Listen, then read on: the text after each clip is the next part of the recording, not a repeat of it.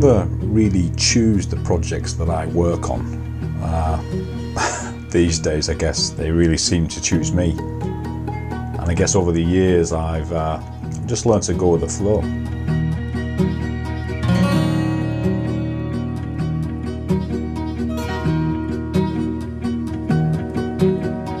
After speaking to one or two witnesses online and taking a look at the British Bigfoot online map of witness sightings, I knew I had to get involved, and I knew that it would be a long-term commitment to do the project justice.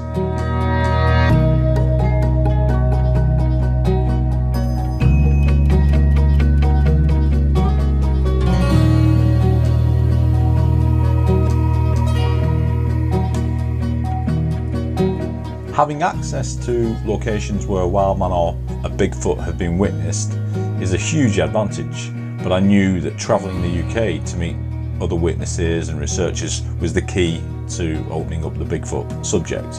And although it currently stands somewhere between 30 and 40 field researchers, I know that it's the British Bigfoot research team's aim to increase that tenfold, and I think the ultimate goal is to interest the mainstream scientists who might be able to help protect such a species if one is found.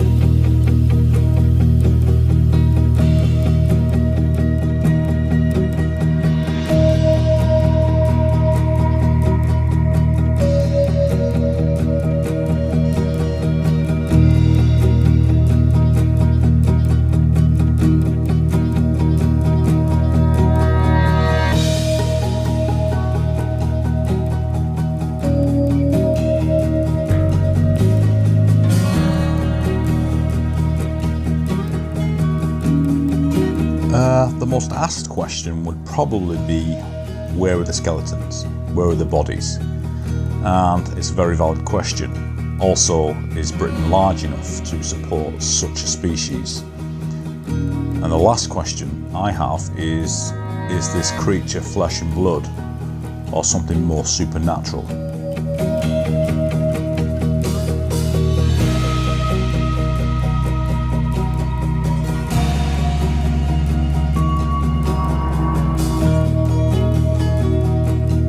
And over the years, this species and perhaps others that live in the wilds have seen what evil man can do. So it really comes as no surprise to me that this species, the wild man, woodwose, Bigfoot, the werewolf, if it exists, would certainly do its utmost to avoid contact with human beings. It's a simple case of survival, and they're fantastic at it.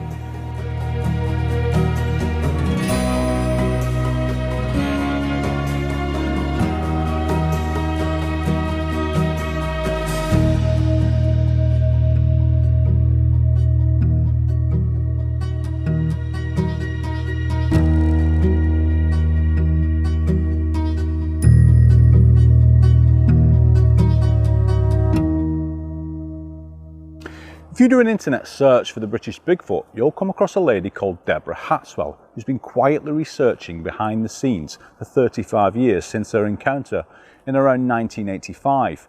Deborah was playing truant from school with a friend, and they were unfortunate enough to think that the teacher was coming. It just so happens that it wasn't the teacher.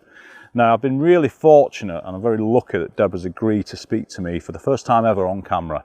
So I'm really looking forward to this. You never know how these things are going to go, so let's hope that everything goes to plan. Why me? Why did I see him? Why me that day and not 10 minutes more and I might have gone, or an hour and a half before and I wouldn't have been there? So why did that happen that day? And the most sensible, logical answer is it just happened by happenstance. It just happened. I just happened to be there. But that just happened has took 34 years for me, and I'm still 34 years on, want to go and camp there at night and see if I can see him again. That's the logical side of my brain. But Debbie, the witness, there's no way I ever want to see that again. Never. I don't ever want to see that again. Never. I don't want my girls to see it. I don't want you to see it. I don't want anyone to ever feel that frightened that they feel like they need to lock the door and never come out again, because that's how I felt. I'm choking up now because I'm back there. I wanted to get away as quickly as I could to my mum. I wanted my mum. I thought, he's going to get me, he's going to kill me, he's going to grab me, he's going to take me. All of that in an eighth of a second going through your brain, with your logical brain going, get up and run, girl, get up and run. I grabbed my friend and threw her to the floor. I kicked her to the floor so he'd get her. You get her and don't get me. But that fear is still there in me to this day, and I can't make that go away. I can soften it, and I can look at it logically, and I can say, Debbie, these other people feel like this. There's other people out there who feel like you. And that makes me get through the day. But at the end of the day, I'm still that 15-year-old kid who hasn't got an answer, who doesn't know, who wants somebody to come and say to me, there's the answer. I'll take it all away. I'll take all your fear away. You never have to do another radio show. You never have to write another article. I'll take it away and I won't do it. I'd still have that fear because of the witnesses, because there's other witnesses out there who feel like that. And I couldn't sleep at night knowing that I'd done everything I could to make that person feel better. Yeah. So if that's all I ever do, if I never prove this a wild man, and I never convince people to go and look, I'll know that I've done everything I can do. And another part of me is, I want you to go out and enjoy the woods. I want you to get back to nature. It stopped me. It was my favourite place to be, and it stopped me going. It stopped me going. It stopped me doing something I loved. I'm sorry. No, don't apologise. Just have a minute. 5 minutes. No, I want to get it over and done with. It's just because I'm back there. That's what it does to me. This is the real me. This is the 15-year-old that saw him. Not the educated 50-year-old who, you know, can write it down on paper and logicalise it all and put it in a little box and make it nice and safe for myself. This is how I feel when I'm in the wood. The minute it goes dark, the minute it gets dusk, I'm gone. I can't do it. I think he's behind every tree. I think he's going to pop up in front of me. Why would he do it? He wouldn't do that. It's ridiculous. But that's the only way I can prove that I saw something that scared me this much. Because I don't scare easy. And to carry it on all this time, I can think about my wedding, my children's births, all of that just make me feel like this, you know. But to just think of that split second, that little 10 seconds that changed my life, this is what happens. Wow, I mean, that's the first time or one of the few times in 10 years of doing this that I've had such an emotional reaction, a really powerful interview. And the interesting thing is about that, whatever Deborah saw that day, she wasn't alone. Went into the woods anyhow, and we were building an assault course. You know, what you have in the army and whatever, rope swings, you know, things that you climb up on, tree platforms. We made one of them all the way through the wood, you know, from one end to the other. And we thought, you know, we were there with three friends of us at there. Well, there were me, 2 other friends. My other friend went home early. He just disappeared. So me and Mark Ormby, we just thought, oh, we'll give it a run through. So we ran from one end to the other, just going through the assault course, seeing if it worked well. And we got to the far end, and it's like a fallen down tree that was there. I remember the fallen down tree bar, and we were stood there for a while. And we weren't far from the actual walkway itself. It wasn't far. I said 15, 20 foot away. I think I saw it first, actually. Yes, I saw it first because I said, look, there's somebody coming. I said I thought they were walking the dog, and it stopped. I remember it stopping, like it could hear us or something, messing around, mucking around and stuff. And it turned. It stopped. It turned. But as I saw the widthness of it, how wide it was as it turned, I'm thinking it's not a person. So I didn't know where to put myself really. And it just made the sound it made was just, I don't know, it was like a screechy, groany sound like made that. No, I can't even do it. I can't even do the impression of it. I wouldn't even try. And it just, but you could make out the detail of it. You see the muscle on it. I remember seeing the muscles on its arm, this side. Not much this side, but this side you could see its arm. And as it turned, you could see the bulkiness of it. And just before it made its grunting groan, you could see it breathe in and then exhale it. I'm thinking, oh. Yeah, and being a kid at 12 years old, 13, it's a bit too much for me, that. So I went, and I didn't want to go back for a long time. Years, actually. I took Janine there, my partner, just to show her. And even then, I felt I shouldn't have been there when I went back.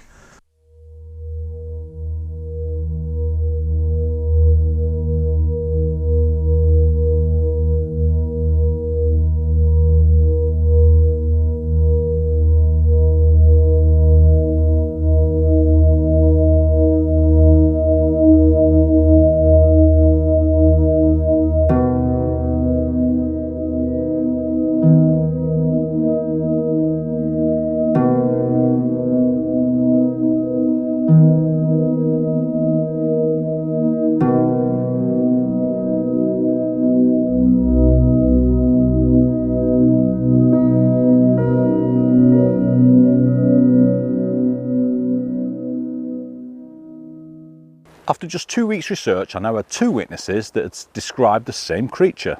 They lived within 50 miles of one another, and there were other sightings in those areas too. The next logical step was to head to Scotland to see a lady called Charmaine Fraser, who had been fortunate enough to see Bigfoot not only once, but twice.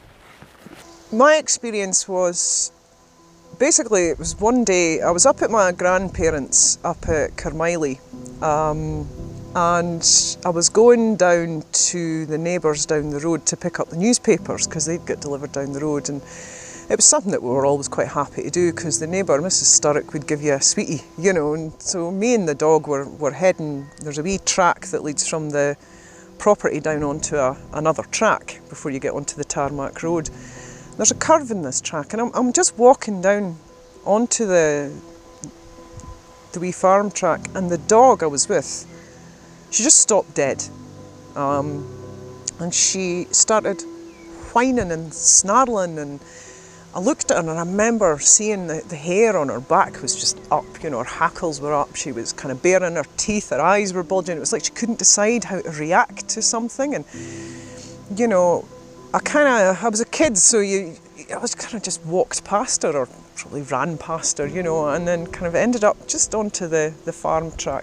And I look up and there's just this big black figure standing along the track, and it had its back to me, and it was bending down a branch of this ash tree that was in the side of the road, and it was just looking at the leaves on the end of this ash tree. I hadn't broken it off or anything, it was just looking at it. And it was pretty tall, but it was really broad, absolutely pure black.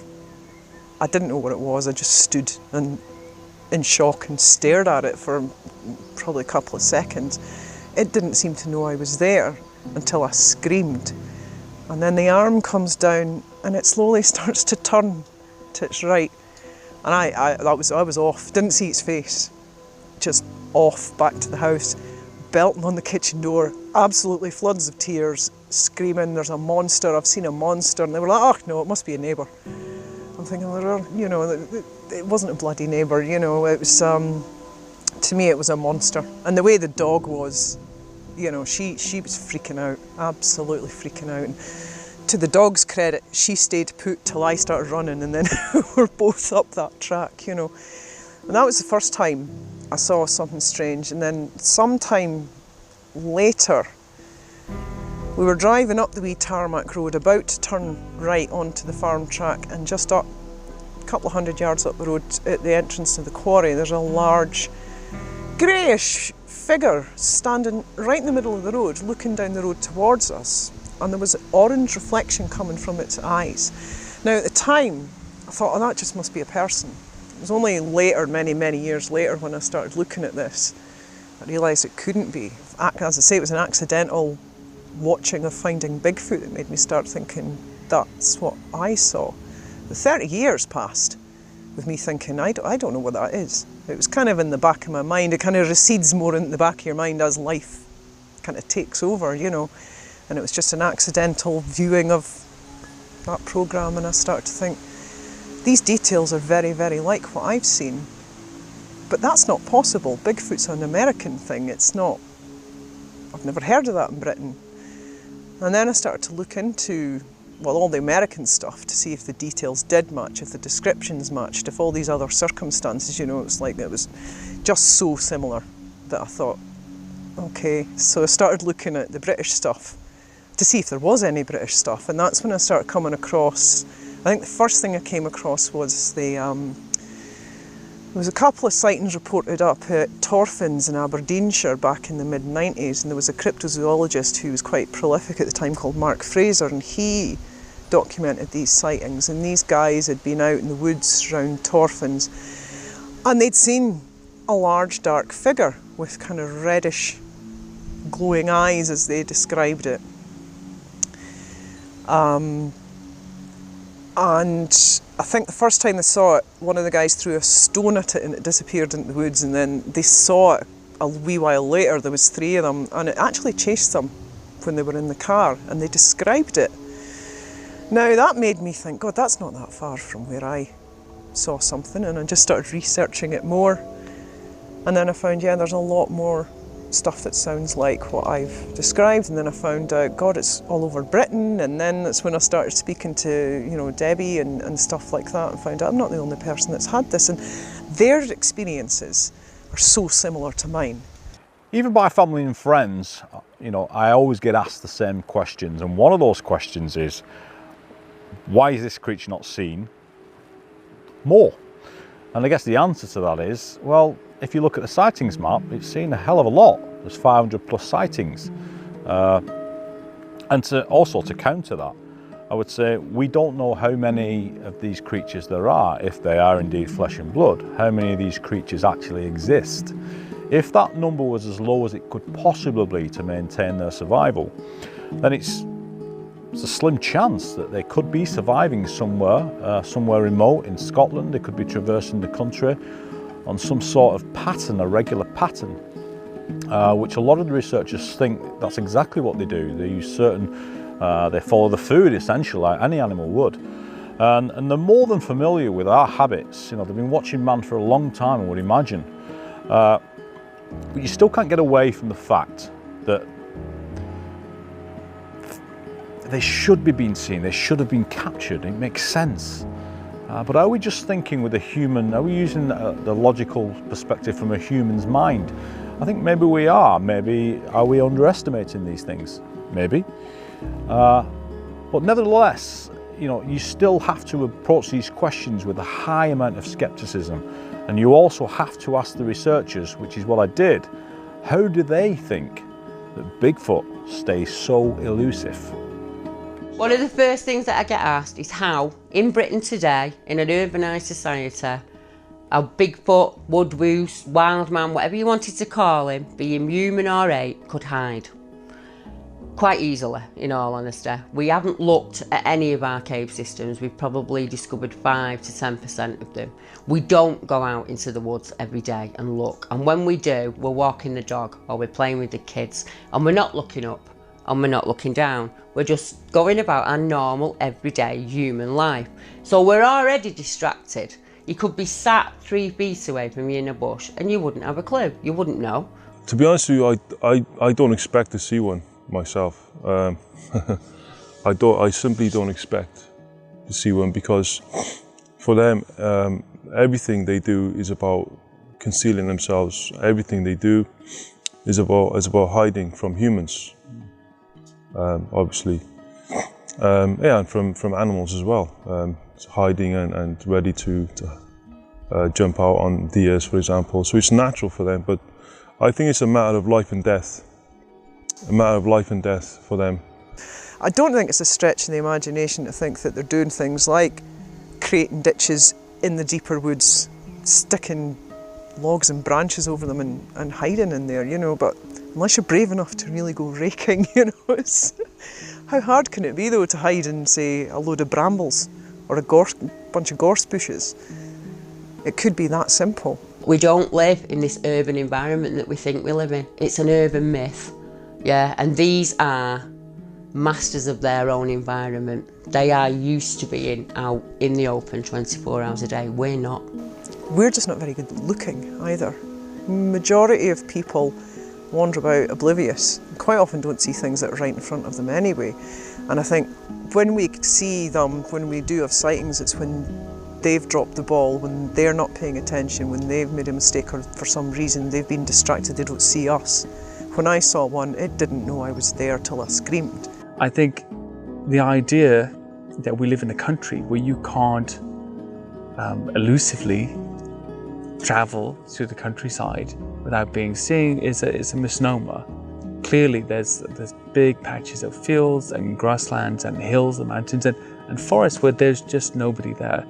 Even outside of towns and countryside, villages, there's these black areas. It's an island in darkness, you know, and we're not off the path ramblers or trekkers, British people. I mean, there's some wild campers and outdoorsmen out there, but they're few and far between. People don't know what they're doing. We prefer to stick to the path, a lovely country walk along a path through a big park like this, perhaps. And there's very few people out in this side, in the woods, where we are. We've seen lots of people passing on the path. We see lots of people walking their dogs. But take a 100-yard trek into the woods, and I think you'll find different things. I think they mainly travel and hunt at night, I think, mainly, obviously because it's dark and they don't want to be detected. So, and even in the nighttime, they will hide in the shadows. Because, like I say, it's being seen by humans is really a no-go for them. So even at night, they will hide in the shadows. One of my examples for this and how I started to reconcile that there could be unknown animals, big animals like Bigfoot living here, is something to do with the deer population. So I discovered there's over 4 million deer in the UK, roaming about the place, epidemic proportions apparently, and yet you never see them. You might occasionally see some grazing in a field beside a motorway, but it's rare, or on a country estate. It's rare, but there's 4 million of them. How can you not see 4 million animals wandering around the place? And I think that kind of realization for me told me that, okay, there could be a large hominid or whatever it is roaming around here. It definitely would have something to eat, that's for sure. And who's out there looking? You're not going to find what you're not looking for. As news of Elusive made the internet and in Facebook and popular forums about cryptids, I was being contacted by a lot of researchers and a lot of skeptics talking about the idea of a wild man in Britain, how they didn't think there was enough food here to support them. Now, initially, I thought maybe they had a point, but it didn't take me long to really come to an understanding that there's more than enough food in Britain, having lived here all my life. But I wanted to speak to the other guys that have been doing this a lot longer than I had, just to see what they thought. Where would they get the food from? They'd walk, they'd hunt together, they'd forage like we did before farming was invented. If you're talking about food, it's not a problem at all. There's plenty of animals, creatures. There's deer, wild boar, rabbits, squirrels. Well, I would forage, I'd hedgerow, I'd fish, I'd use the streams, birds, eggs. There's a multitude of food out there that we can eat. When you got the rivers, the streams, you got trout, salmon, crayfish. Maybe, that's only the animals that I know. The food we eat now, we're not supposed to eat. We're not supposed to eat all this processed food. We're really not, with hormones injected and this injected and that injected. That's not the way to go, is it? We're supposed to be eating a natural diet, like they would, on a daily basis. We're supposed to be drinking clean water, like they would on a daily basis. We're supposed to work out and use our bodies constantly, all day. As a person, I know that you can adapt to anything. People can adapt. We're great at getting put into a situation we don't want to be in, but we conquer it. We adapt and we conquer. They've just been doing that forever. Yeah. They've been here thousands of years, you know, and they're taught naturally from birth to how to catch these animals, hunt, without being detected by humans at the same time. There's food everywhere, and I think there's very few natural predators here in this country. You know, we may have these big wildcats, perhaps. You know, there's enough evidence to say there's a lot of them, but they wouldn't make a single dent on our livestock population, or with the deer even, which are in endemic proportions at the moment, apparently nationwide. So I think when it comes to a creature like this surviving in our countryside, it's more a case of what isn't there to eat, and not what is there. A lot of British researchers talk about patterns. In fact, not just British researchers, any investigator really should be looking for patterns when they're doing any investigation. And what we're coming across really is, I guess the key question is, obviously these wild men have to eat if they're flesh and blood. So one part of the research goes into what are they eating. The second part is how are they traversing the country, for the most part unseen. We instantly think of a road when we navigate anywhere. We think you get in the car, you get in the road and you go. We haven't always had roads. Before the Romans come, we didn't really have roads, did they? But they must have navigated. So I thought, well, I'll look at ancient spring water, and see if I can find any sightings that appear around them. And there are a lot.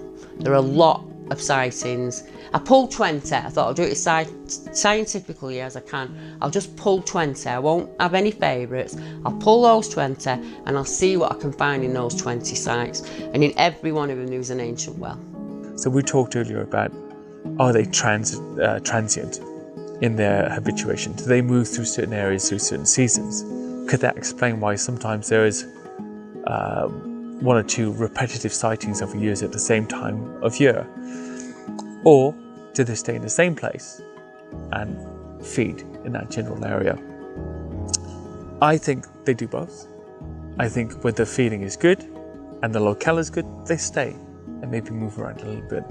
I think where it's poor, they move around. Get your map, your Google map, simple Google map, get your area and pull out and pull out and pull out again. And you will be able to get from one city to another by a green corridor, by either using the river, the railway, the golf course, whatever you want to use, you will find a way of getting there. If you don't want to be seen, you won't be seen.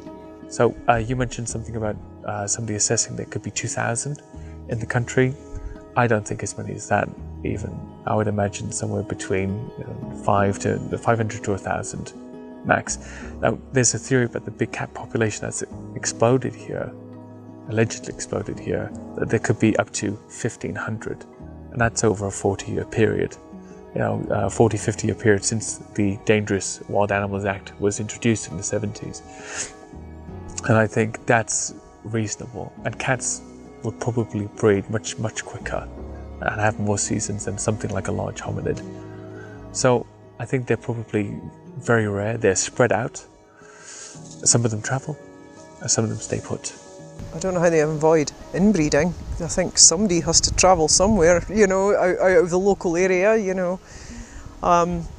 It's not beyond the scope of possibility that some of them are using the length and breadth of the country. They will travel group to group, or, I do think there are corridors. I do think they have to do that. I do think so. I don't think they can stay. As I say, what happens, they're in a habitat, and then people start coming in and logging, foresting or building houses. They've got to go. They've got to find somewhere else. I think they do move about. But I don't think they do it unless they have to. Now, as you know, there are a number of things that cause debates within these cryptid Facebook groups and forums on the internet, and researchers and scientists also.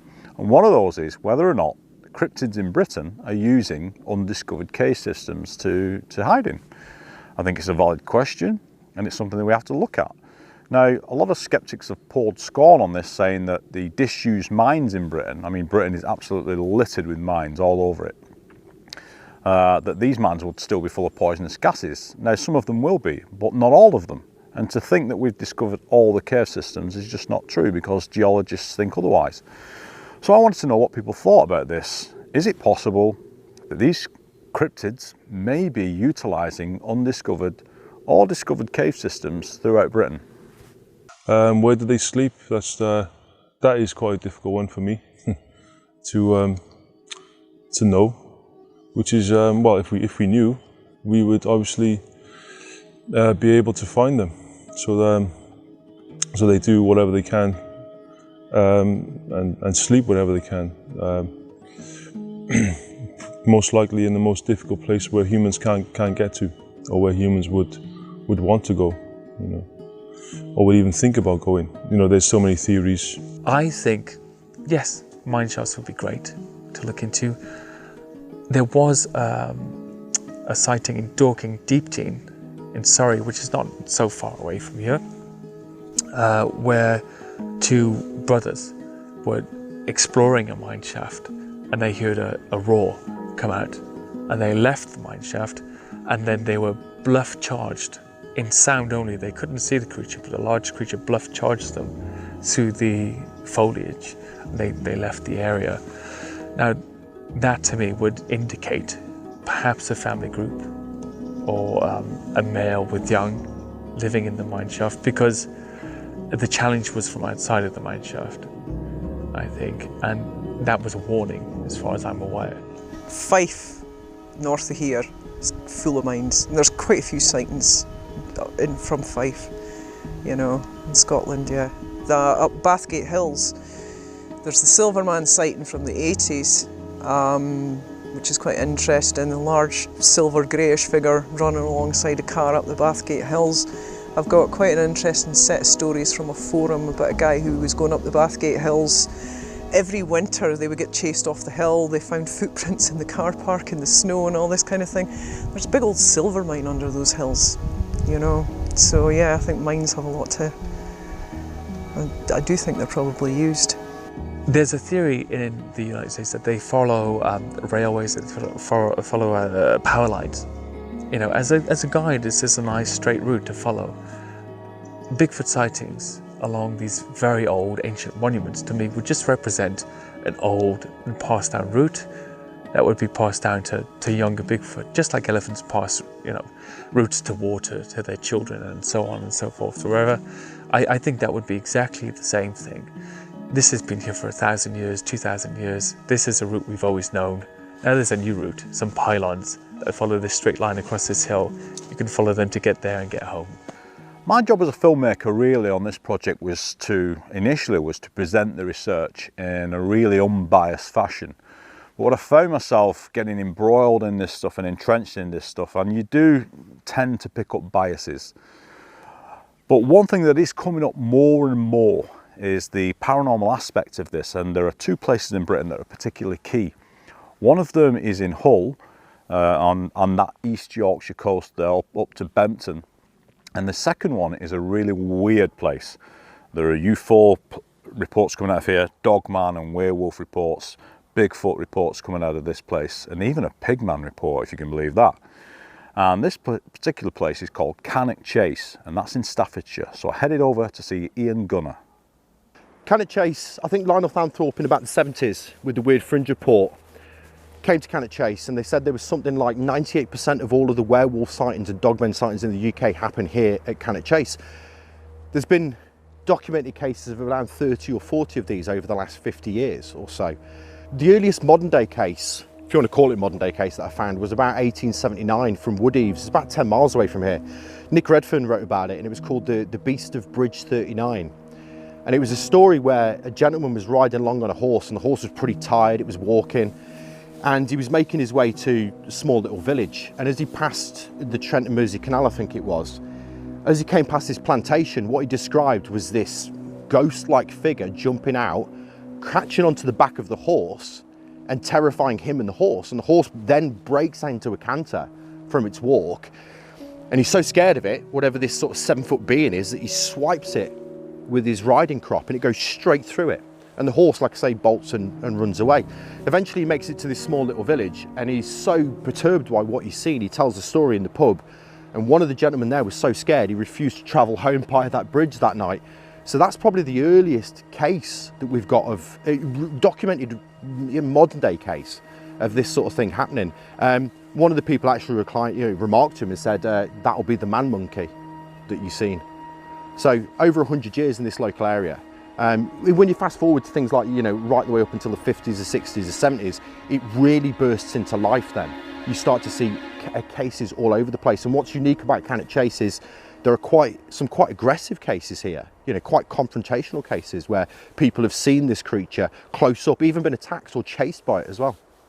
For me, it was a bit of an unusual thing to see and hear about initially, because I thought, well, how does such a small country sustain such a large animal and the amount of food that these things are going to eat? However, reports came flooding in. I remember seeing them in the early 80s, actually. That was the very first incident I actually heard of. And that was at Cannock Chase. But it had been mixed up with, walking tall dogmen type experiences as well in that location. So it would seem there was a numerous different things being reported there. My first investigation was 1991 of a Bigfoot incident that took place at Cannock Chase again, in the woods, in a place called near Walker Woods Reservoir. Now, it's quite a large location, and the story is that, because I interviewed these two guys, and they were in the 30s, I believe they were absolutely being legitimate when they were telling me about their experiences, and I could not find any form of deception taking place. They'd been out there in the woods, it was at night, and they were heading home, and they thought somebody was actually following them, and they kept stopping and looking around, couldn't see anything. They carried on a little bit further, they could hear the crunching of branches and twigs and things, and this, whoever it was getting closer. Made no attempt to hide itself in a sense of making sure that it was heard. Big branches, twigs were snapping, maybe as if he even mentioned that they thought it was being done on purpose, as if to say, hey, I am here. And they suddenly got this feeling as they were moving on that they were being watched, and this oppressive feeling came over them, and they started to get a little bit worried. Now, as time went on, they quickened the pace. This thing quickened its pace to the point where they ended up running. I guess panic, fight or flight steps in, this panic, one runs, the other one's running. So they got these two guys, it's around about 11:15 at night, running through these woods crazily, trying to get away from something they cannot see, but are hearing. Now, at some point, when they stopped, because they purposely stopped sometime and then just to listen, are we being pursued? And it was dead quiet, and they thought, okay, it's not with us anymore, whatever it was, it's not there, and they didn't really know what was going on. But at that moment, just seconds later, there was this almighty thump, as if something had just landed right next to them. And they could hear this breathing, they could hear the movement of this thing. It was only about 8 or 9 foot away amongst this bush. The bush was moving, and yet they couldn't see anything. They could see nothing. But they described from the sound that this thing was bigger than the average human. Its weight, its posture, the sound of it in the environment, they just knew that this thing was something really, really weird. And they absolutely freaked out. And they actually separated in panic. One of them lost each other, so they ended up running off in different directions. And of course, when I'm interviewing, and one of these guys says, I've been going up there towards the reservoir for years. He said, I'm never going up there again, ever. The area that we're standing on right now initially was part of the Shugborough estate that I mentioned before. In about 1900, I think it was handed over to the military, and it became the Brockton training camp. And that was where the troops trained for the Somme in the First World War. There's about 500,000 men that would have been right in this area. It also then became a base in the Second World War and became an airport and a little runway and stuff like this as well. There's underground bunkers to this area, which the locals still remember. We've seen as kids growing up here, we would often see military sort of manoeuvres taking place in the chase. You would find in the middle of the night, 3 o'clock in the morning, military equipment, you know, meshed out and hidden away, and then 2 hours later it's gone. You know, never see it moving across the roads, never see it tracking or anything like that. So there is a military aspect to that, and it's strange that so many of these dogman sightings happen directly on top of that old space. Is there a connection? It's hard to say, isn't it? But it's undeniable the fact that they happen on the same area. So when we think about werewolves in Britain, you have this historic idea that we see them at night, we see them during full moons, yet here on Cannock Chase in 2007, there was a mailman who witnessed one of these creatures during the day, which makes you believe that it's flesh and blood. Yet another aspect of it is when we look back at 1973, there was a kid from Eccleshall, which is about 7 or 8 miles away from here, and he phoned up his friend and he says to his friend, I'm turning into a werewolf. My skin's changing, I'm growing hair and all this sort of stuff. His friend's a little bit concerned. Anyway, a couple of hours later, that kid is found dead on the crossroads in Eccleshall with a stab wound to the stomach or to the chest. He'd killed himself with a silver knife. It begs the question, was it a mental health issue? Was it a real transformation? Was it ergo poisoning or something like that? You get both of these aspects when we look at Cannock Chase. You've got the supernatural or the paranormal, and you've got a very sort of flesh and blood aspect to it as well, daylight sighting. So it's a real enigma, Chris. It doesn't really make a lot of sense, I suppose. So I've brought you here to the German War Grave Cemetery up on Cannock Chase, and this part is the epicenter really of the dogman, werewolf and Bigfoot sightings on Cannock Chase. Originally part of the Shugborough Hall estate, it was given over to the First World War efforts, and this is why you can see the German war graves behind me. Most of the sightings on Cannock Chase come from this area, and it was here in 2007 that West Midlands Ghost Club came with Nick Duffy and took what they claimed to be very credible eyewitness accounts. A local postmaster and a scoutmaster had seen this thing during the day, startled it, and it rose up onto its hind legs some 7 feet high, muscular, and made its way into the bushes. This is why I find this place so interesting. Very much like the skinwalkers of Northern America, some of these things seem to have red glowing eyes. And for me, that tends to be a little bit of a giveaway that this phenomena, this Bigfoot strange creatures phenomena, is a bit twofold. I think there is enough evidence to support that, yes, there are real Bigfoot type creatures probably out there within the world. And yes, they live in certain habitats well away from humanity, and for good reasons. However, I think we might also be dealing with another type of phenomena which could be metaphysical in nature. Because for me, what's really interesting is that when you start researching strange animal sightings, strange beasts, be it the dogman, the lizard man, the mothman, they've all got red eyes. The skinwalkers got red eyes. These red eyes, to me, seem to be the indicator to suggest, is it a screen memory? Is it something that is being projected to them, so therefore this is what they see? A bit like in the alien abduction scenarios. Or that these things are shapeshifters in some sense. So I think it's very, very difficult subject, because you're dealing with something which could be a physiological creature such as Bigfoot, and at the same time a metaphysical phenomenon which could represent shape-shifting or, you know, some type of screen memory type experiences.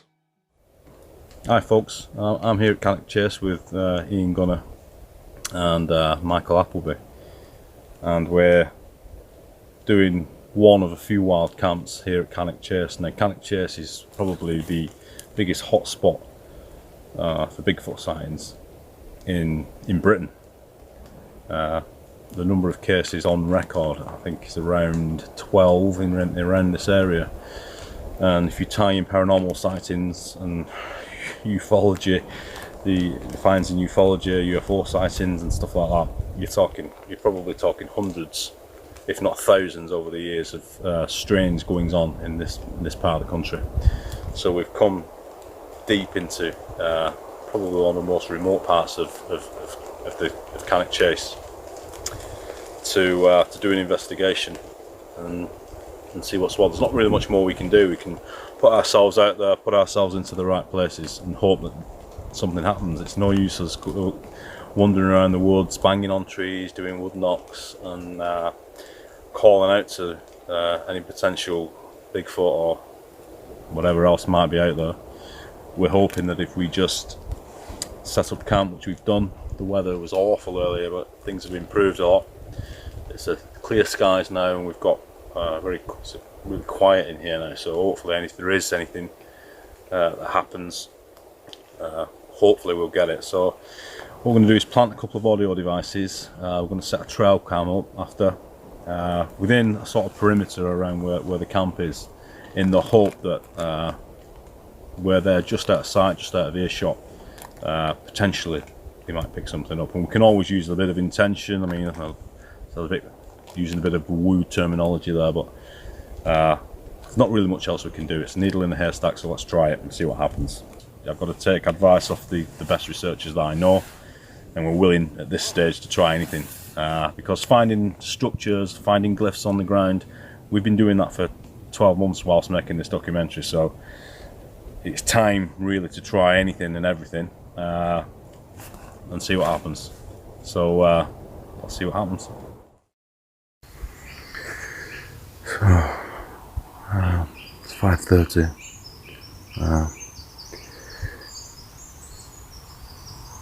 Interesting night.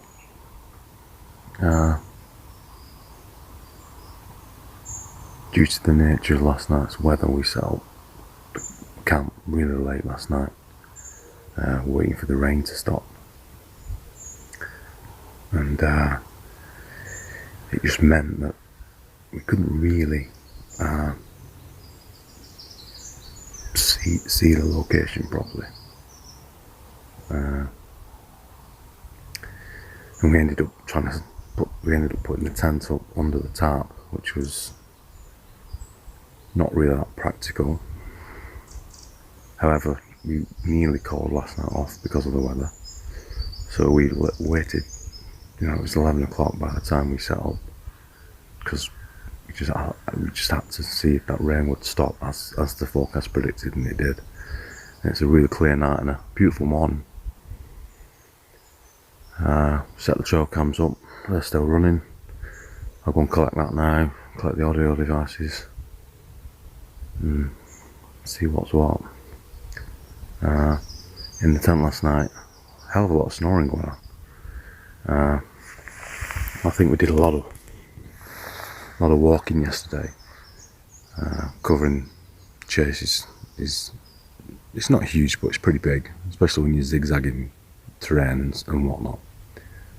But it's a whole different world during the day. I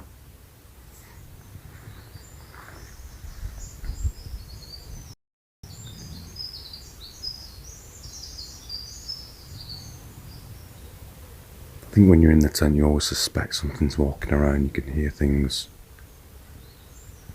what you think of footsteps and deadfall. But as such, there was nothing that really stood out last night as wildman or cryptids or anything unusual regarding just your everyday camp, really.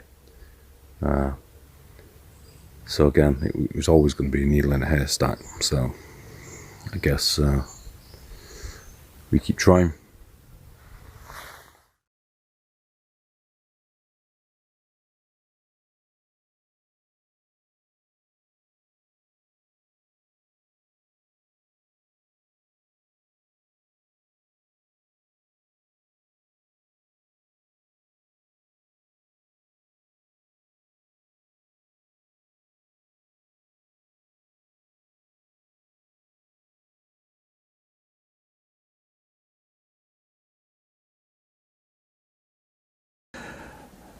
Now, this investigation is it's 2 years, and for all the wild camps that I've done, for all the night investigations I've done all over Britain, we've produced nothing really, nothing compelling.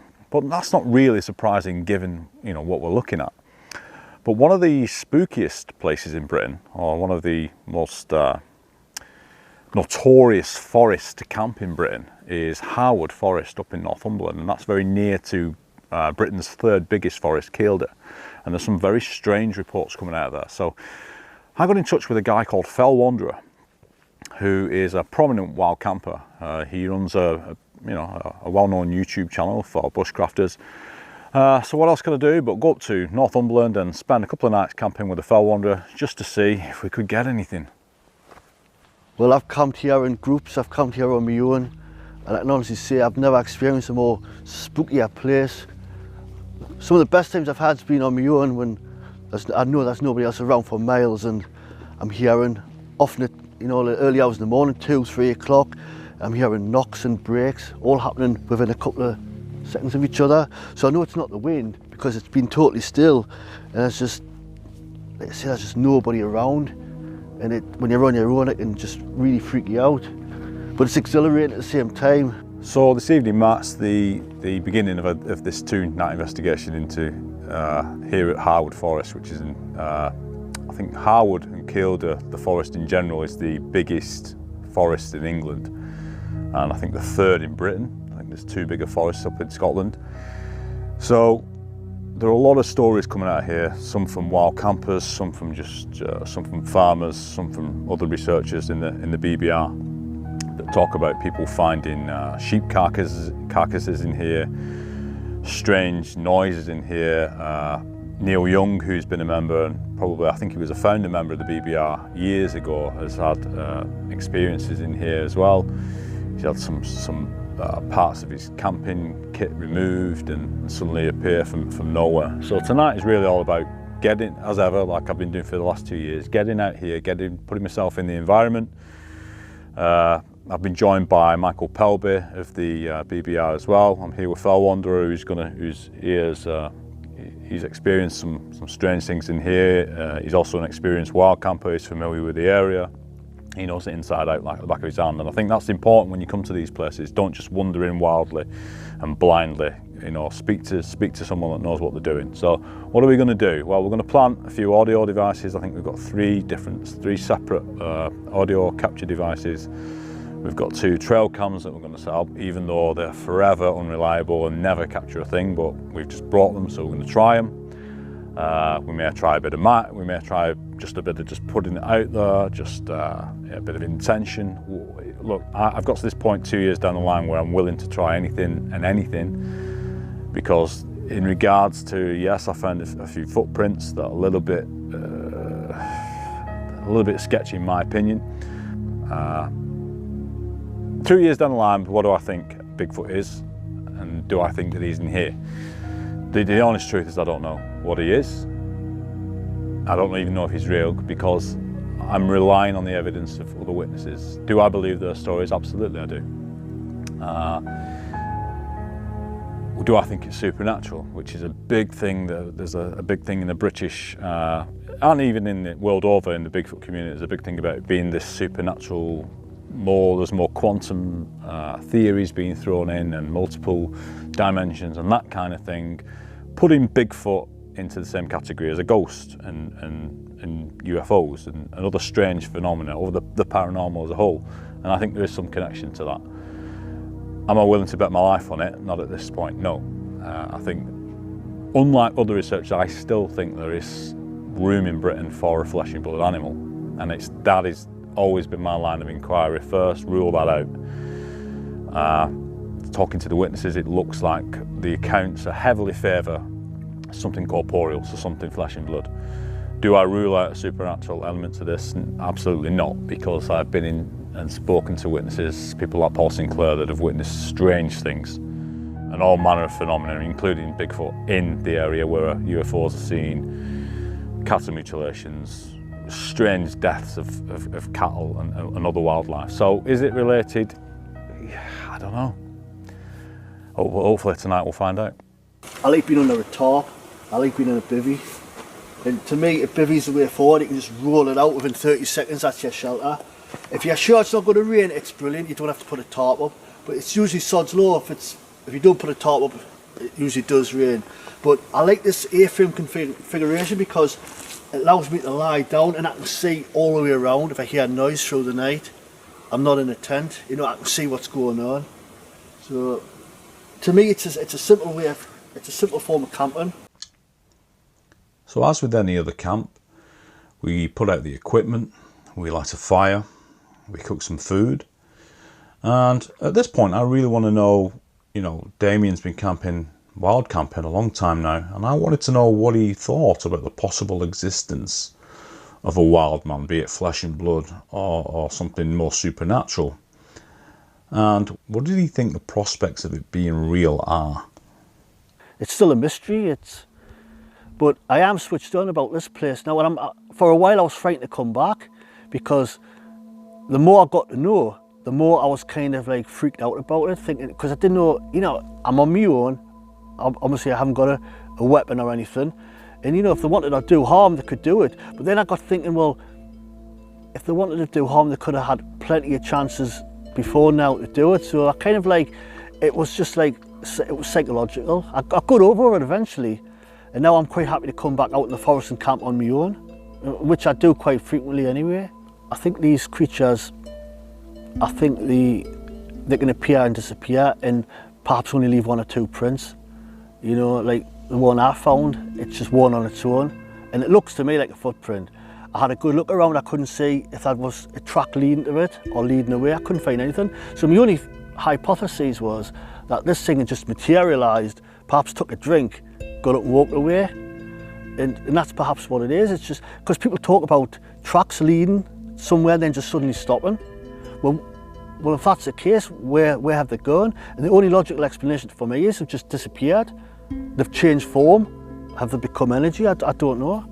But that's maybe why there isn't much evidence, because they're not in the physical form that often. So obviously we've determined that you do believe there's a supernatural element to this. I believe that, and I shouldn't really believe, I should be looking at, I theorise, but I do tend to believe, so I am a kind of little bit, I do have an open mind. I think they can be flesh and blood, sometimes, which is a nice argument to have. I've got it both ways, but there is times I go through my mind, I think, well, you know, shape-shifting, energy, you know, this is just crazy, this, like, I've got to kind of like, convince myself that I'm not going crazy, because that's the only thing that makes sense to me. So it's about 2:30. Nothing as yet, so I'm just gonna lie in our tents and just listen, see what's what, see if we hear anything.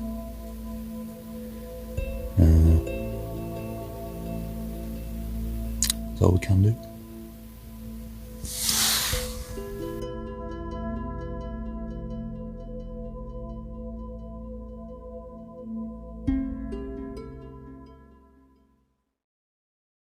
As the evidence eludes us and investigating this phenomenon becomes increasingly difficult, you know, I was starting to hit a brick wall with this stuff, and then the supernatural element of this came to life when I started investigating and working with a guy called Paul Sinclair, who lives in Bridlington, very near to a very traditional cryptid, the werewolf.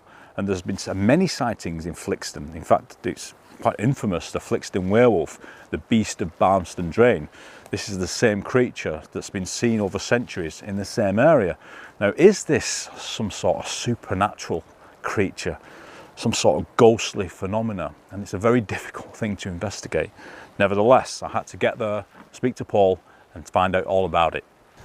Obviously, this area is, to the people local to this area, it is associated with stories of the Flixton werewolf. And anybody in UK and out at UK will be familiar with stories and legends of the werewolf, but I think that's where it ought to stop. I think when we're looking at stories regarding what in America they call the dogman, here we call it the werewolf, we've got to step away from silver bullets and talk of the full moon because I don't think it's any of that.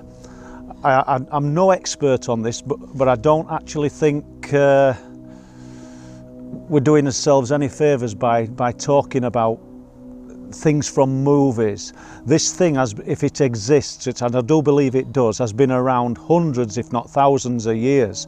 Whether it's a species that's flesh and blood and somehow evading human contact and just being seen briefly from time to time, or whether it's something else, as in some kind of interdimensional ghost type apparition, I really don't know. But the people who are seeing it swear that they never want to see it again. I mean, it is absolutely terrifying. But about all I could say, Chris, is that I do believe this thing's real. I just don't know what it is. I started asking a few questions.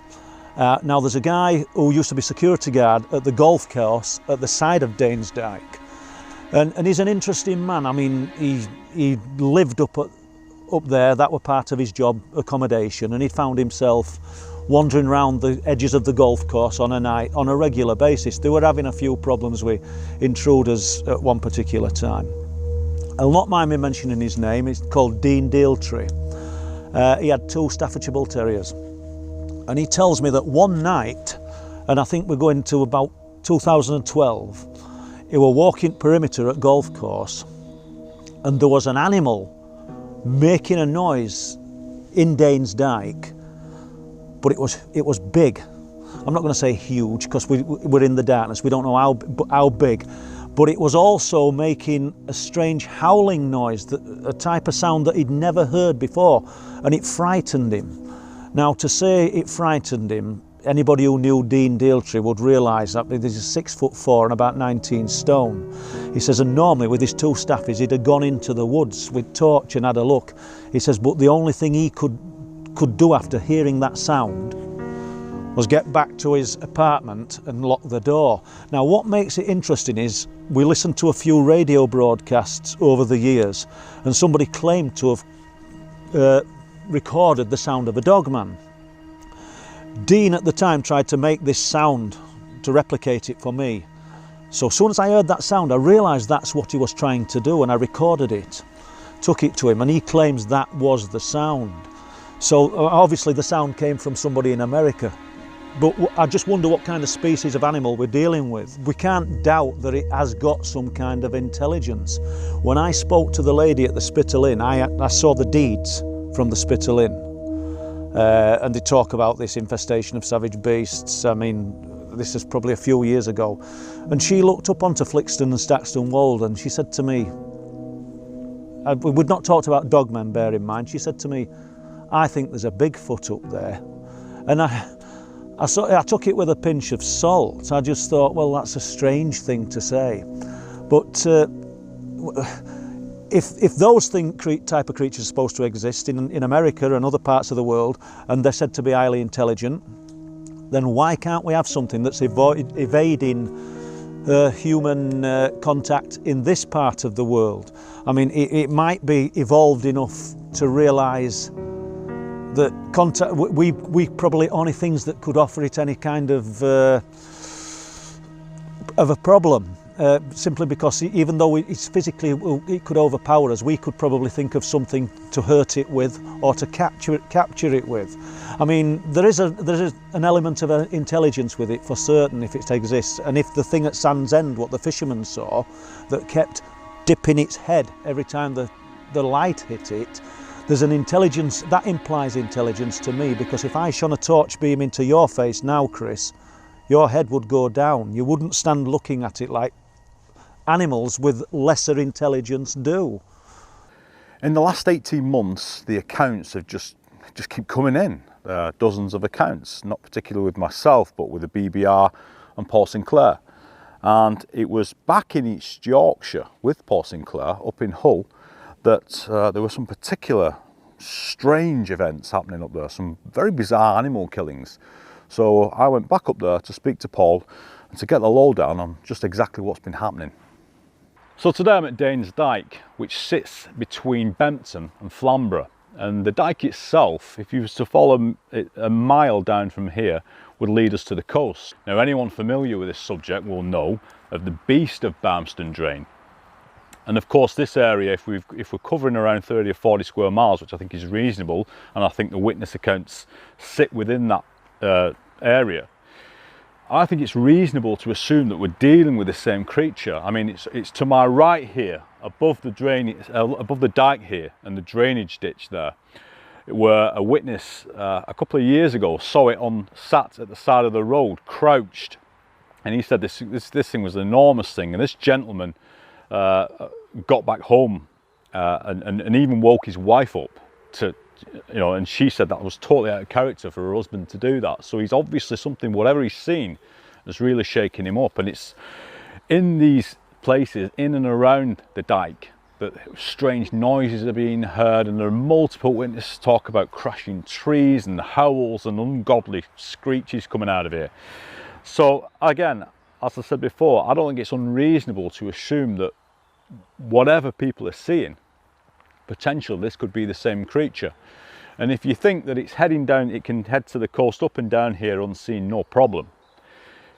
Is this indeed the same creature that Paul Sinclair and Bob Brown have seen? The cliff top sort of saga, I don't know what you'd call it, is a strange one. It was late on in the year, probably November, and me and Andy Ramsden had gone down to RSPB Reserve. Obviously, I'm saying obviously, but we were trying to catch these lights. That's what we were trying to do. There's viewing points at Bempton Cliffs, like, you know, it's all built out of wood, you know, because it's a bird sanctuary, so you can see birds down on cliff because it has you a bit out. And we stood there looking out to sea, and I heard something like clamber up the cliff. And in my peripheral vision, on my left-hand side, something seemed to spring up from cliff edge, an animal, which is, it's incredible if you looked at these cliffs because they're sheer. So I don't know whether, well, I didn't imagine animal because I saw it. It were on all fours and it were large. I'd have said it was a deer, that's the size it was, or a pony. But nothing would be on edge at cliff. It just seemed to spring up and it were away. It must have cleared the fence, which is about 41 inch high. How do I know it was 41 inch high? Because I've looked into missing people and other things, and I've ended up measuring it over years. So it cleared the 3-bar fence and it were off field. I don't think it were a deer because it were heavy on its feet. I could hear it going up the field, and that's the only thing Andy got from that experience. He could hear it. It were one of them things, pitch black night, it were there on that side, and I traced it as I'm watching it going into darkness. Paul says, "Did you see that?" I said, no, I didn't see it, I heard it. And then I was spooked then, me, if you know what I mean, because it's we go and we have a laugh and you think, but you do expect to see something because it's a strange place, but when something does happen, then it's because I get spooked easy, me. Like Paul will say, "Are you all right?" And I say, "Yeah," but if I can be there for 4 hours or 2 minutes, because when I'm there for 2 minutes, I think, I don't want to be here no more. You know, you get that fear of dread like we were on about. After that, we didn't think too much about it, and we probably stayed another 2 or 3 hours. But then, on the way home, back up to the car park at the RSPB, I stuck a torch into the field behind RSPB Centre. And obviously, we're not so green as grass that we don't see eye shine and mistake everything a rabbit or a fox or a badger. But this were different. There were 2 large eyes, and they looked a yellowy white. They were strange, and they were big and wide apart. So we knew it were none of what I've just mentioned, and they seemed a good distance off ground. Andy got a bit nervous. As Paul's torch lit the ground up where it was, it looked like I saw its face look from like left to right, like it knew we were there, if you know what I mean. And I just remember it, how flat it's like the top of its head was, and the bone structure above his eyebrows, kind of, I wouldn't say, kind of monkeyish, you know, like how it, you know, like see Planet of the Apes, and it's like they've got a prominent brow, haven't they, if you know what I mean. Looked like that, but I don't know if it was catty or not, to be fair, or out like. I just remember because I was scared because I was looking at it. I didn't want it to come and get me because Paul had walked off, and I says, well, I said to him, I'm scared, like, so are you coming back or what? I started walking across into the field. You have to go up a bit of a bank, and Andy didn't want me to go. He's shouting, "Come back." I've got the torch on this. I'm not the only one that can see it. Andy can see it. After a while, I swear we could see it blink, and he thought the same. But after a while, I don't know whether it dropped its head or it just disappeared. And Andy's shouting, "Where's it gone? It's gone, Paul." And put the torch back. It's back, but it's moved further back. So I carried on going. I must have walked to probably 40 yards out into the field.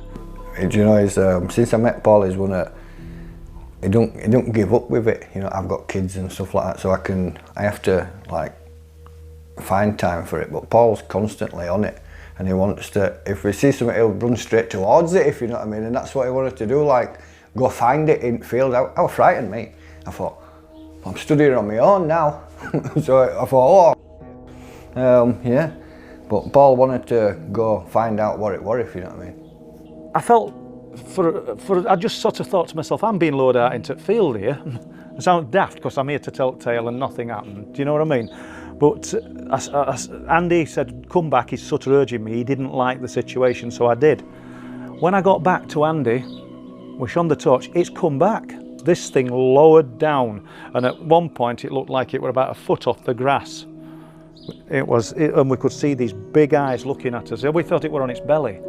So what it was, no idea. And then all through last year, Bob Brown would come up onto the cliff top swimming 3, 4, 5 times a week in the night, trying to film the lights. Bob's favourite saying became throughout the year, "Eyes on us." This was in 2017. By this time I'd bought a really powerful rechargeable torch. I'd stick it on distant hillside, and sure enough, these eyes were there. Same place.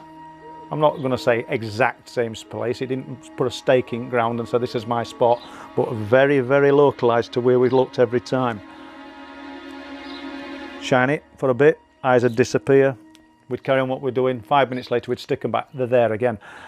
Bob will tell you, every time we went up, those eyes were there and they were watching us. What I didn't understand at the time was, throughout 2017, animals were being killed in very close proximity to where we were observing throughout that year. It was a standing joke with me and Paul. He would say, "Is the eyes there?" And he'd get his torch out. Certainly are.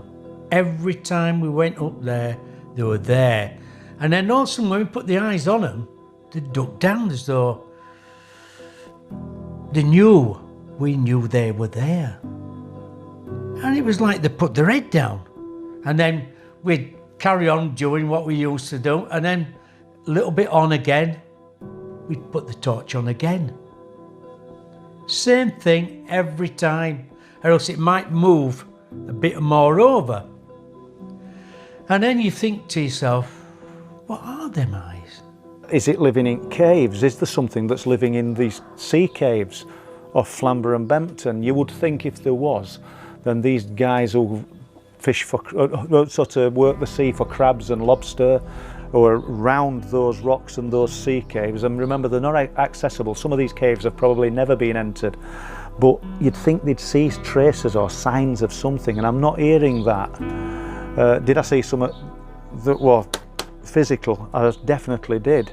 Were those eyes real? Yeah, I didn't imagine them. It weren't a couple of bottles shining in grass on a wet night. They were real. Did it move backwards? Yeah. So there's something, but what is it? The unknown something, and is it responsible for what me and Bob Brown have seen, these eyes, not just Andy Ramsden throughout 2017? Were those eyes, or whatever those eyes belonged to, the physical body behind it, was that responsible for these animal mutilations? I don't know. I don't think we can rule it out, but... Paul Sinclair had been doing a lot of work with a farmer who had been losing sheep hand over fist. He's now lost 54 sheep in a year, and the sheep have been killed, and the injuries to these sheep are very unusual.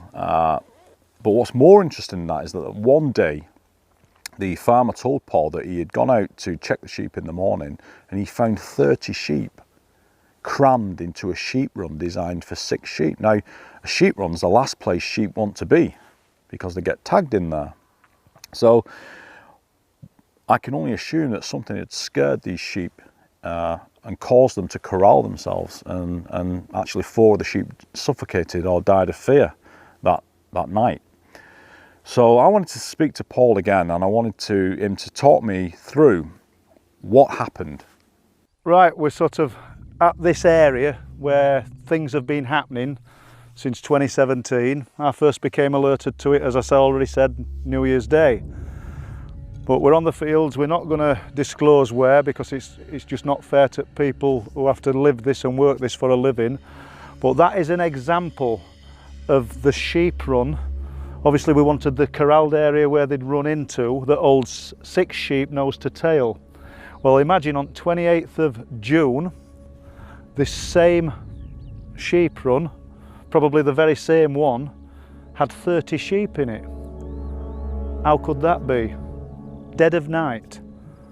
And somehow 30 sheep have been forced into this, jumbled on top of one another, looking like a complete just pile of animals in distress. And as I say, some of them were dead when the panels were removed. So it just gives, while we're here, we just thought we'd just give you an example of what I've been talking about. Nothing better than actual thing. The question of whether this phenomenon is a cultural phenomenon or a psychological phenomenon is a very valid one, and it's been at the centre of many debates within the cryptid movement. And for a long time, I've been flip-flopping back and forth between the two, flesh and blood, supernatural, paranormal. I really wanted to speak to the witnesses and the researchers to get their thoughts on this and to find out where they stood on the matter. It's hard because people don't want to come forward. A lot of them get reported as paranormal, as ghosts. Because if you're in the woods and you hear running footsteps or whispering or something's thrown at you, you instantly think ghost in the UK, because we haven't got anything to reference it to, have we? So you see a dark shadow in the woods, it's a shadow man, it's a ghost. We don't have bears, we don't have wolves, we can't say like the Americans, oh, it's a misidentified bear. So when people are seeing upright, bipedal, hairy, human-looking men in the woods, what are they mistaking them for? There isn't anything we can mistake them for. My main field of work is straight, ordinary, if you will, vanilla cryptozoology. It's the search for mysterious animals that are flesh and blood things, the same way that you or I are. They're just creatures unknown to science, or ones we think are extinct but maybe maybe they're not extinct, like the Tasmanian wolf, the orang pendek, the yeti, the giant anaconda. These are all, I think, real animals. But you can't ignore these weirder ones, like the Owlman of Morn and Smith, or the Mothman of West Virginia, or the dragons of ancient legend, which are transparently not flesh and blood as we understand it. So you can't anchor yourself solely in one camp. You've got to be open-minded enough, and that's what being a Fortean is all about. It's the Centre for Fortean Zoology that I work for. So yeah, we do investigate these stranger cases, even though my main passion is for straight cryptozoology. There are people that have reported ghostly experiences, the sightings of apparitions, spectres, phantoms, call them what you will. However, some of them have been reported as a physical, as in they look just like you and me, as a physical person that was there at the time. There is always that possibility that sightings of those type of experiences happen. Do we get apparitions of things from really old? You know, I mean, why don't we get apparitions of the saber-toothed tiger? I think people see these things because they're part of what I call the global monster archetype. In every culture on Earth, you get the same monsters. You get dragon-like beasts, you get hairy giants, you get little people, you get monstrous dogs, monstrous cats, and monstrous bird-like creatures. For instance, Muslims believe in these creatures or entities called jinn, which they say are made from smokeless fire, which you could interpret as energy. But I've been told independently by a number of Muslims that they can take the form of dragons, hairy ape-like creatures, huge dogs, monstrous birds, and monstrous cats, and even little people. So is that a coincidence? I don't think so. Many people, especially recently, have taken the fact that Sasquatch are so inconceivably good at what they do, the fact that they seem to be relentlessly ghost-like in their refusal to be seen, although not to be heard, but to be seen. And people are over-extrapolating from that, in my opinion, to conclude that they must be supernatural, that they have to be going into other dimensions or disappearing, literally vanishing before our eyes. I personally think that the more remarkable aspects of Sasquatch capability are better understood as arising from natural laws that we already have in the books, so that we don't have to invent a whole new way to frame them as the only creatures, for instance, on Earth that can be invisible or travel through portals to another dimension. Talking specifically about cloaking. Now, let's say you're looking at an animal, suddenly it's standing over there, you think you see it, the next thing you know, you don't see it, it's gone. But you see some outline move out of place against some foliage or trees or bushes or whatever. Is this some magical spiritual power that this animal has? Because it's a hairy covered deer eating supernatural beast, you know, which doesn't really match? Or is it, are you seeing what the first man who saw a cuttlefish or a squid change colour sees? You know, some inbuilt ability to change colour, to camouflage, that is not known.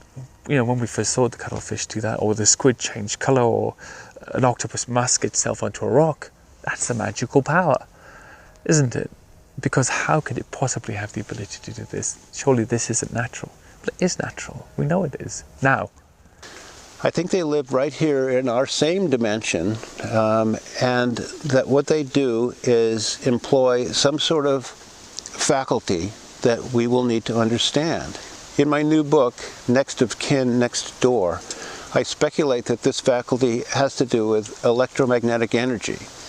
Now, that might sound as far-fetched to some as interdimensional travel, but keep in mind that many animals are already known to make use of electromagnetic energy, especially marine creatures, but there are also some land animals that do. And in fact, human beings are occasionally gifted or cursed with a strange electromagnetic force of their own that they can't control.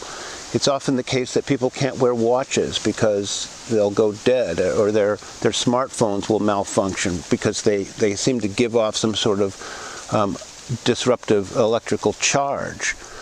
And on the more extreme end, some people are known as electric people, and if they walk into a room, they can make light bulbs explode, especially when they're in an exercised, elevated emotional state. So science doesn't yet understand what it is that allows these select individuals to exhibit this electromagnetic force or power. It's not that these things are not natural, it's that we don't understand them yet. Like in the way we didn't understand meteorites or giant squid at one point, or the lightning. They're part of our world, they're things that happen in our world, but we just haven't got a handle on them yet. So it seems that, you know, people who are reporting these things, and they've been reporting them for centuries now. If you look back into medieval times, they had the wood woes, and in Scandinavia they had the trolls, these hairy giants. They're genuine people who've seen something that's alarmed them, but they couldn't have seen a flesh and blood animal. So it has to be something different. So we have to look into the global monster archetypes, and these things are reported all over the world, and some of them are almost certainly flesh and blood, like the orang pendek in Sumatra, the yeti in Tibet and the Himalayas. They're in places that can support them as biological entities. There's enough food there, there's enough room for them. There isn't in Britain, so they have to be something different. They have to be something that is not here in this dimension all of the time, or they have to be something that is only physical for a short amount of time. There are parts of this research that I don't agree with, but it doesn't mean they're wrong. It's like getting a parcel off the postman and saying, I'm not opening it because I know what's inside it.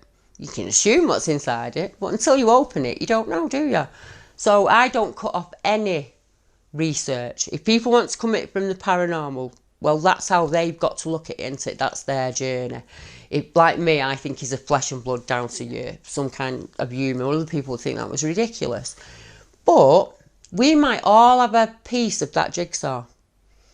And by saying, no, I'm not listening to you because your opinion is completely different to my opinion, I'm just going to rule you out, I might be missing a massive piece of my answer. One of the biggest misconceptions out there on the internet is that witnesses do this for some sort of fame or attention. But I can tell you this, getting witnesses to appear on camera is incredibly difficult. And I'd say for every one witness that will go on camera, you've probably got 6 or 7 that won't. So here are a couple of accounts that Paul Sinclair was given due to the popularity of his book, Truth Proof. Right, so as we came like past Harper's chip shop, I noticed something on the roundabout, and it looked sort of like a big, sort of scruffy, dark sort of dog, a very large dog. I couldn't see its eyes or anything, and I think it was like on its back legs but bent forward, looking down at the ground like it was maybe sniffing something or eating something. And I could see that its body was quite muscular, and it had a long sort of tail that sort of like went to the ground, and its face was a bit like a German Shepherd, but it wasn't a dog because it was too big. But that's what I first thought it looked like, a very large dog, which it was quite, well, frightening really. And it did sort of make me sort of stop, you know, like just stop and sort of think, am I really seeing this? But it was definitely there because I looked at it from Harper's chip shop all the way to the roundabout as we were going round as well.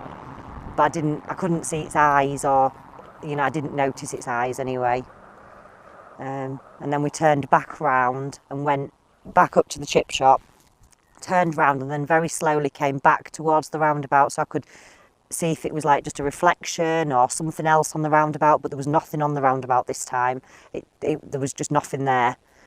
But there was definitely something the first time when, you know, we approached the roundabout. We were sat across from each other. I was sat with my back up against a tree. One of my friends was across the other side of the fire from me. He was about 6 foot away. 2 of my other friends were one on my left and one on my right. We were having a laugh for an hour or so, and then it started to quieten down a bit. It started to nod off. And I just heard a little twig snap.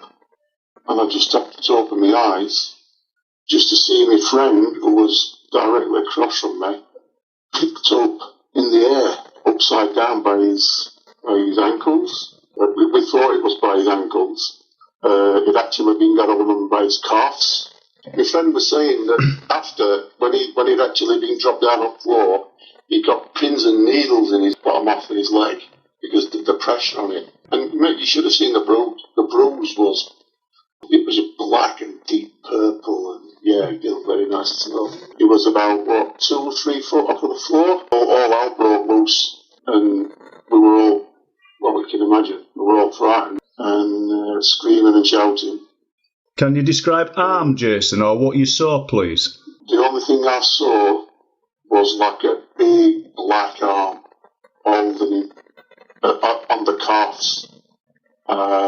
And then when everything kicked off, it dropped him and it tore off into the woods opposite me, crashing and banging. And then as it got away, it was like a gunshot, like a tree exploding. And then literally as that happened, there was another one at the back of me. So then it was like straight away, there's more than one. And one of my other mates, he was panicking. He was after just running off. He was just, as soon as he got light, we were off, we were gone. Yeah. We didn't look around for anything, we just got out of there. And then when we got home, we had a look at his leg, and both of his calves were purple and black. And did it encompass his calf then, Jason? Did the hand go all the way around it? The hand went fully around his calf, mate, yeah. Wow. And obviously around his car. I know you're on the level with this story because you were reluctant to tell it previously, but so this isn't me insulting the story, but you are absolutely certain that this couldn't have been people trying to frighten you, aren't you? Well, let me just say this to you. For the person to have picked my friend up by his calf, Agreed. And it wasn't just off the floor, it was a good 2 or 3 foot off of the floor. For one person to do that, they would have to have been Superman, mate. Maintaining a sceptical viewpoint on this as a filmmaker is very important, and there are times during this film that I've wandered far from that path. And there are also times during the making of the film that I've become increasingly frustrated with the lack of photographic evidence as well. But I think that's down purely to the lack of researchers out on the ground. But I was surprised one day when I was contacted by a guy from Wales called Bigfoot Tony, who was a video analyst and was well known in the US and Canada, as he had done a lot of video analysis on some of the Sasquatch and Bigfoot footage that they had filmed. I didn't know at this time that he had actually filmed his own footage quite by accident, and when I saw it, it almost left me with more questions than answers.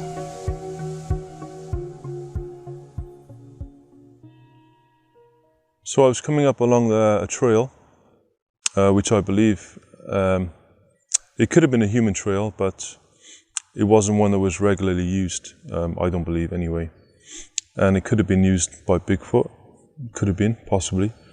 And as I was coming up this trail, I noticed a small stick that had been broken. So I proceeded to film with the phone. And you know, sometimes if you're too close with a phone, it will just, you know, capture the background. The background will be in focus instead of the actual twig or whatever you're filming. So that's what happened. It was too close, and I didn't realize at the time, but it was actually filming the background. When I watched the video afterwards, I think the next day, I noticed in the background, thinking, oh, maybe there might be something there. And yeah, as soon as I saw, got to the bottom, there was an actual figure which looked like a gorilla. That's the only thing I can say. It actually looked like a gorilla.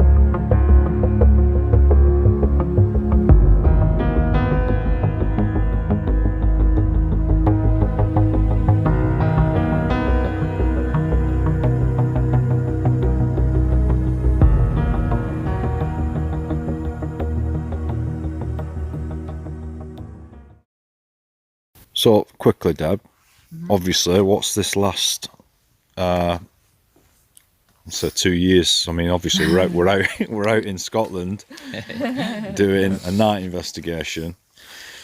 There's two things I'm going to say on that. One, I don't really know. I'm filling up and I don't want to fill up on camera. It's, to me, to be able to come back and stand in the dark like this after this time because of Elusive and all the witnesses that have come forward and all the people that have helped along the way gave me the strength to be here today in the dark, in a forest, in the middle of the Wales, yeah? And I might be struggling, but I'll be back, yeah? And I don't really know. And it's also given me that fear was mine. That wasn't what he put on me, that was my fear. And if he's out there or he stood 10 feet away, I think he knows that now, yeah? And we're at peace, me and him. We can, you know, go our separate ways and just carry on doing what we're doing.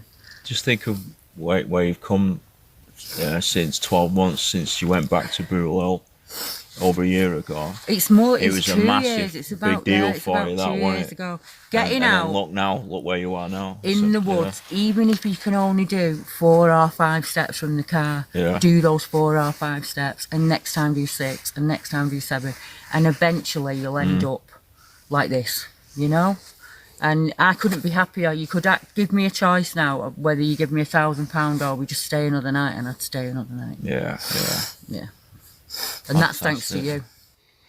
No, well, everyone's. It's a group effort. It's If I hadn't have been able to speak about it that day and say everything that I needed to say and feel comfortable being able to say it, I wouldn't be stood here today. I would still be stuck in the house terrified. Yeah.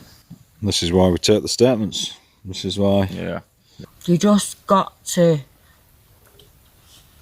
I don't really know how to put it into words. It's incredibly emotional for me to just be standing here now. Now I'm going back to...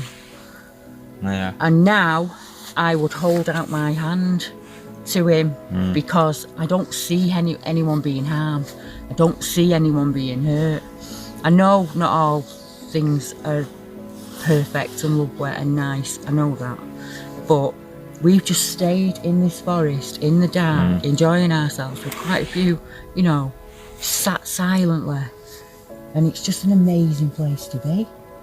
And they could be 5 feet away from that light and you just wouldn't know. Yeah, it's amazing that. Yeah, so don't get disheartened. If you're out and you're researching, you know, we're in the middle of Scotland and we're still struggling. It is hard and you just have to keep at it. You know, you just have to keep at it. You don't get something every day.